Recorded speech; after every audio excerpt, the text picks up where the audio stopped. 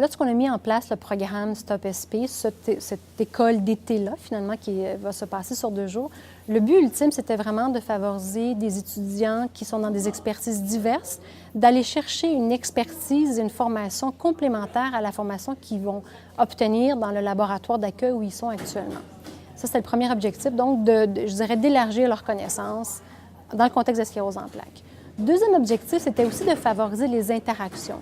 Donc, on se retrouve à avoir une trentaine d'étudiants qui proviennent vraiment de ce qu'on appellerait d'un océan à l'autre, donc de pratiquement toutes les provinces du Canada qui se retrouvent ici à Montréal pour 2 jours. Donc, on va favoriser des interactions entre des étudiants qui sont en formation en sclérose en plaques à travers tout le Canada. Donc, on a des gens de la Colombie-Britannique, on a des gens de Halifax, on a des gens de l'Ontario, du Québec, du Manitoba, de Calgary. Donc, on a vraiment des gens de toutes les provinces et les villes importantes au Canada. Donc, on va favoriser les interactions et à long terme, ce que ça va créer, on croit, c'est qu'une fois que les gens ont créé ce réseau d'interactions-là, ça va les suivre durant toute leur carrière.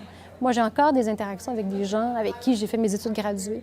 Donc, si on peut élargir le réseau des gens qui se spécialisent en sclérose en plaques, finalement, ce réseau-là va continuer à se bâtir au cours des années à venir. Donc, c'est vraiment les 2 objectifs principaux. Et bien entendu, c'est la première fois qu'on fait ce genre de programme-là. Donc, on espère à la fin des 2 jours, on va leur distribuer une évaluation.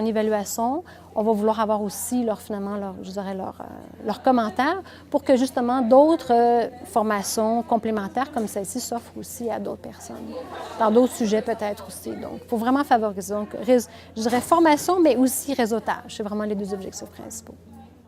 Donc, durant la formation SP, bon, je dirais mon rôle a été beaucoup avant les 2 jours. Donc, il fallait vraiment préparer le contenu, mettre en place la formation, décider finalement qu'est-ce qu'on était pour enseigner aux étudiants, autant l'aspect théorique que l'aspect, je dirais, pratique, parce que la formation va inclure une partie théorique. Donc, les étudiants, demain matin, vont aller s'asseoir dans des salles de cours, avoir de l'information théorique, mais le reste de la formation, demain après-midi, vendredi, les étudiants vont avoir une formation qu'on appelle pratique. Donc, ils vont vraiment être en laboratoire et apprendre sur la paillasse comment on fait certaines expériences et tout.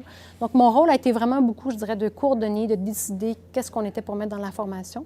J'ai travaillé beaucoup en étroite collaboration avec mes collègues Alexandre Prat et Samuel Lodwin, donc un neuroimmunologiste dans le cas d'Alexandre et un neuropathologiste dans le cas de Samuel. Donc, c'était vraiment un travail d'équipe au niveau du contenu, de s'assurer aussi de faire de préparer nos superviseurs de laboratoire aussi qui vont assister tous les étudiants dans leur formation parce que c'est pas seulement nous 3 finalement qui va donner la formation pratique, mais on a dû aussi impliquer beaucoup nos étudiants, nos stagiaires postdoctoraux à donner la formation pratique, donc de préparer tout ça. Et bien entendu, je vais participer à la partie, je dirais, enseignement dans les 2 jours aussi avec mes 2 collègues. Donc, ça a été vraiment ça. Mais je veux dire que c'était très agréable à préparer parce qu'Alexandre Prat et Samuel Lodwin, tout comme moi, on était enthousiastes à le faire. Donc, on s'est échangé beaucoup de courriels, beaucoup d'appels téléphoniques et tout. Donc, je pense qu'on est très heureux de le faire et très content de le faire. Donc, ça a été... c'est mon implication, disons, personnelle.